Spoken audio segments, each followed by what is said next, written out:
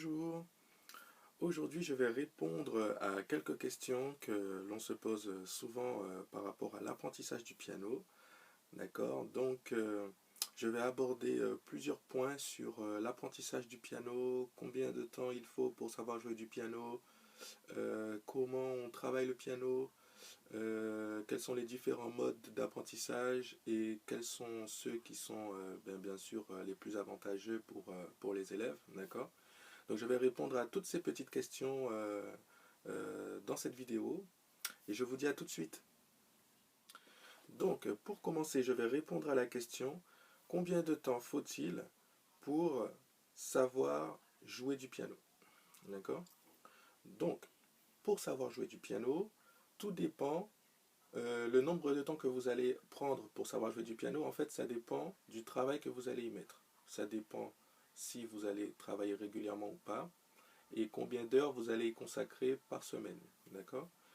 Voilà. Si vous êtes totalement débutant, à moins que vous soyez un génie de la musique comme il y en a peu, il vous faudra obligatoirement de la régularité et plusieurs heures de travail. D'accord? Donc c'est un loisir, mais qui demande quand même du travail pour savoir jouer du piano. D'accord? Voilà. Sinon, au minimum, pour maîtriser son instrument et savoir jouer des mélodies qu'on a envie de jouer, il ne s'agit pas forcément dès le départ de vouloir être de grands pianistes, hein, n'est-ce pas? Mais si vous voulez être capable de reproduire certaines mélodies et tout ça, savoir jouer des accords, avoir une bonne coordination main droite et main gauche, il faudra compter au minimum 6 mois de cours, avec bien sûr un travail régulier, et il faut compter au minimum 3 heures de travail personnel par semaine. D'accord? Donc c'est très important, et c'est surtout dans ces conditions-là qu'il est possible en fait de progresser au piano et d'apprendre à jouer du piano. Voilà. Donc maintenant je vais répondre à la question quel est l'âge idéal pour savoir, pour apprendre le piano? Voilà. Quel est l'âge idéal pour commencer à apprendre le piano? Ok? Donc, la réponse, elle est simple. Il n'y a pas d'âge pour apprendre la musique, quel que soit l'instrument. Ok? Il n'y a pas d'âge. Voilà, c'est très simple. Alors, bien sûr, il est plus facile d'apprendre lorsqu'on est jeune que lorsqu'on est un peu plus vieux. D'accord? Ça, c'est tout à fait normal. Il faut savoir que l'apprentissage du piano peut débuter vraiment pour les enfants normalement à partir de l'âge de 6 ans, puisque à partir de cet âge-là, en fait, le cerveau, il est suffisamment mature pour que l'enfant puisse utiliser son potentiel afin de pouvoir apprendre l'instrument, en fait. D'accord? Voilà. Donc, à partir de l'âge de 6 ans, la marge de progression, elle est plus rapide parce que l'enfant va emmagasiner beaucoup plus vite certaines choses, il va acquérir des réflexes beaucoup plus rapidement qu'une personne adulte. Okay? Mais, quel que soit l'âge, les règles restent les mêmes. C'est-à-dire que, quel que soit l'âge à laquelle vous commencez le piano, pour progresser, il vous faudra toujours de la régularité et, et du travail. Au moins 3 heures par semaine de piano à la maison, d'entraînement. D'accord? Au moins. Voilà. Ensuite, il faut savoir que euh, plus on est vers l'âge adulte, donc plus il faut du travail à la maison, donc plus vous faites des heures et plus vous augmentez vos chances de progresser. Il n'y a pas de secret, ça marche comme ça. D'accord? Mais sinon, il est vraiment possible de commencer à apprendre le piano à tout âge. Il y a des très grands pianistes qui ont commencé à l'âge adulte. Voilà. Et ils sont devenus de très bons musiciens. Donc tout est possible avec de la volonté et du travail. Voilà. Alors, dans cette vidéo, je vais répondre à la question, faut-il absolument connaître le solfège pour savoir jouer du piano? Faut-il absolument passer par le solfège? Alors, tout dépend, d'accord?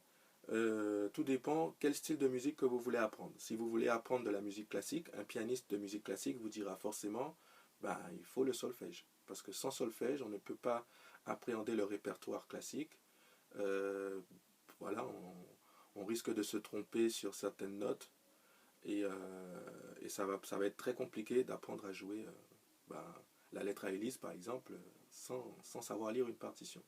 Okay, voilà. Par contre, un musicien de jazz, de gospel, puisque c'est ce qui nous concerne ici, n'est-ce pas?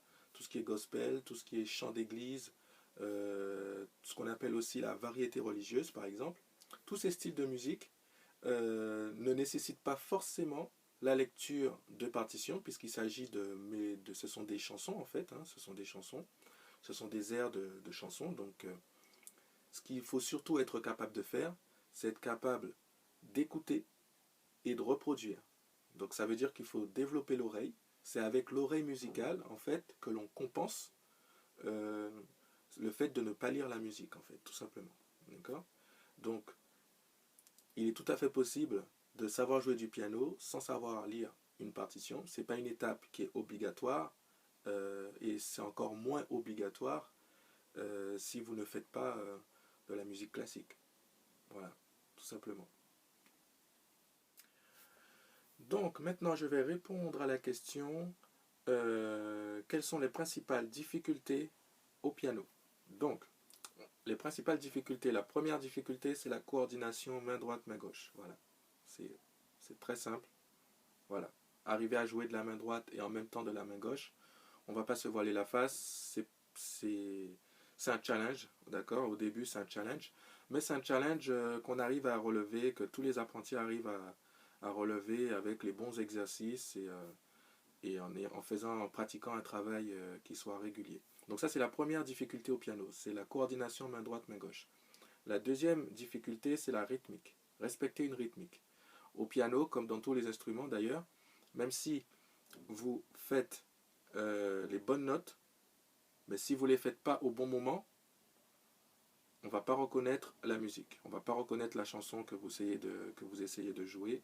On ne va pas reconnaître la mélodie non plus. Pourquoi? Parce que ce sont les bonnes notes, mais pas la bonne rythmique. D'accord? Ensuite, troisième chose, troisième difficulté donc au piano, c'est le doigté. C'est avoir le bon doigté, la bonne gestuelle. D'accord? Au piano, pour avoir un jeu qui soit fluide, il faut avoir le bon doigté, c'est-à-dire ce qu'on appelle en musique, hein, c'est ce qu'on appelle la bonne gestuelle. D'accord? Au piano, ça se résume surtout au doigté, d'accord? Qui est très important. Voilà. Donc, le doigté peut différer d'un pianiste à un autre, mais les règles de base restent les mêmes. D'accord?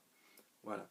Donc, ce sont les trois difficultés les plus importantes pour quand on apprend à jouer du piano, et ce sont les trois paliers à franchir pour arriver à atteindre ses objectifs. Une fois que vous arrivez à jouer à la fois de la main droite et à la fois de la main gauche, tout n'est pas joué. Après, il faut respecter la rythmique, donc il faut faire des progrès au niveau rythmique. D'accord? Et une fois que vous avez franchi ce palier de la rythmique, après, il faut que vous utilisiez le bon doigté. Donc, il faut que vous devez acquérir en fait de bons réflexes dès le départ, utiliser le bon doigté, voilà, la bonne gestuelle, et ça ne peut pas s'apprendre tout seul. C'est forcément pour avoir la bonne gestuelle et le bon doigté, eh ben, il vous faut un professeur, tout simplement, d'accord? Donc ce ne sont pas des choses que j'invente, je le répète dans cette vidéo, puisque maintenant on arrive à la fin de, voilà, de ce tutoriel. Donc surtout, ce ne sont pas des choses que j'invente ou qui viennent de moi. Tout ce qui a été dit dans cette vidéo sont des choses que vous pouvez retrouver sur le site internet de Allegro Music par exemple, qui est une société qui regroupe plusieurs professionnels de la musique, donc des professeurs diplômés. Ou alors vous pouvez aller sur différents sites de conservatoires, de Radio France par exemple. Voilà, surtout faites attention, tout ce qui est sur internet n'est pas bon. Tout ce qui est sur internet n'est pas à prendre au pied de la lettre. D'accord? Donc c'est pour ça qu'il est très important de se renseigner auprès des bonnes personnes qui ont fait des études pour ça, qui ont une expérience de l'enseignement en fait de la musique et qui ont eux-mêmes qui sont eux-mêmes le produit en fait d'une pédagogie. D'accord? Ça va de soi. Quelqu'un qui est autodidacte aura plus de mal à enseigner la musique que quelqu'un qui a eu, à avoir des cours et qui a progressé aussi grâce à des cours. D'accord? Donc faites très attention à ça. Il faut savoir faire le tri sur les bonnes informations, les mauvaises informations euh, et être attentif, tout simplement. Voilà, à bientôt pour une prochaine vidéo.